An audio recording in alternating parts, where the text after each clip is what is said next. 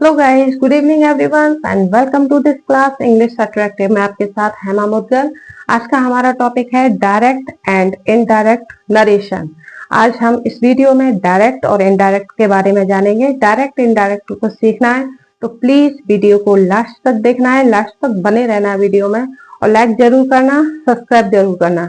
ठीक है गाइस, तो आज सीखेंगे कि डायरेक्ट एंड इनडायरेक्ट क्या होता है। सिंपल भाषा में कि अगर कोई दो व्यक्ति आपस में बात कर रहे हैं तो जो पहला व्यक्ति दूसरे व्यक्ति से बात करता है तो वो होता है हमारा डायरेक्ट नरेशन।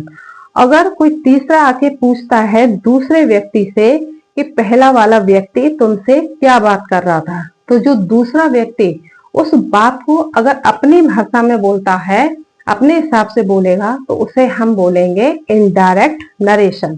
Clear guys? तो एग्जाम्पल से हम सीखते हैं कि he said I am going to Mumbai. ये हमारा पॉइंट है डायरेक्ट नरेशन। क्लियर? यहाँ पर जो स्पीकर अपनी बात को बोल रहा है वो है हमारा डायरेक्ट नरेशन। क्लियर? तो इसे हम इनडायरेक्ट में किस तरह से कन्वर्ट करेंगे, जो दूसरा व्यक्ति किसी तीसरे को बताएगा अपनी भाषा में, तो उसे किस तरह से बताएगा। ही सेड, अब ये देखिए कि यहाँ पर इन्वर्टेड कॉमा आया है। जब हम इनडायरेक्ट में चेंज करते हैं किसी डायरेक्ट नरेशन को, तो इनडायरेक्ट में हम इन्वर्टेड कॉमा नहीं लगाते, उसकी जगह पर हम डेट यूज करते हैं। क्लियर? तो यहाँ पर हम डेट यूज करेंगे, डेट। अब आई को हम ही के अकॉर्डिंग चेंज करेंगे तो यहाँ पर ही हो जाएगा, और एम को वॉश में चेंज कर देंगे। तो he said that he wash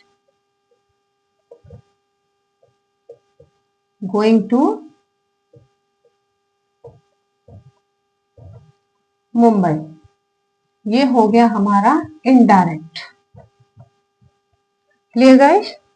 he said that he was going to Mumbai, ये हो गया, यानी दूसरे व्यक्ति ने किसी तीसरे को बताया तो वो इस तरह से बताएगा कि he said that he was going to Mumbai, यानी उसने अपनी भाषा में अपने अकॉर्डिंग उसको तीसरे व्यक्ति को बताया। ये होता है हमारा इनडायरेक्ट।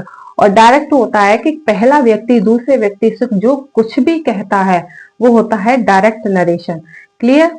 अब क्या होता है कि जो हमारा डायरेक्ट नरेशन होता है, डायरेक्ट,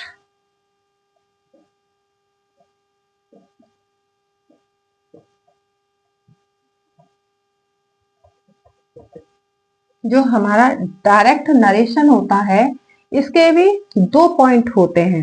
और वो क्या क्या होते हैं? पहला पॉइंट होता है हमारा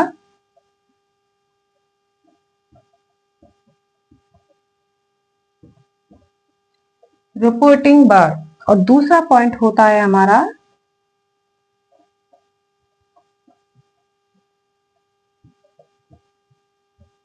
reported speech. Clear? Reporting verb क्या होता है, रिपोर्टेड स्पीच क्या होता है, ये अभी इसी वीडियो में सीखेंगे। ये देखिए,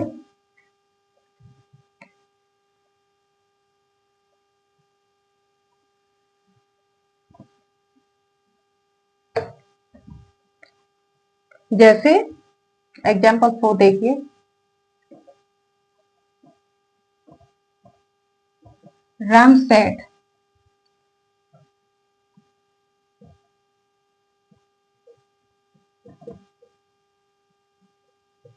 will you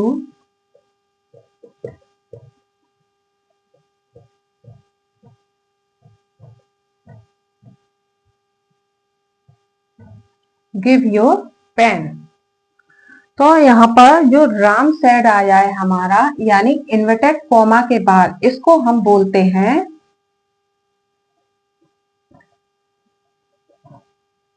reporting word. Clear guys?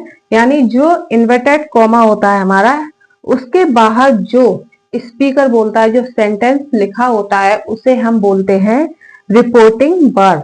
और जो इन्वर्टेड कॉमा के अंदर होता है उसको हम बोलते हैं रिपोर्टेड स्पीच। क्लियर?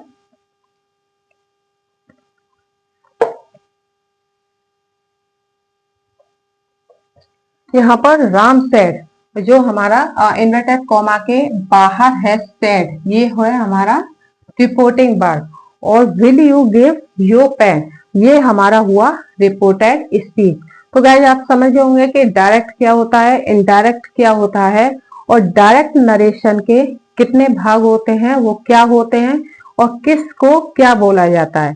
ठीक है गाइस, तो रिपोर्टिंग वर्ब हमारा इन्वर्टेड कॉमा के जो बाद सेंटेंस लिखा होगा वो होगा, और जो इन्वर्टेड कॉमा के अंदर लिखा होगा वो रिपोर्टेड स्पीच होगा।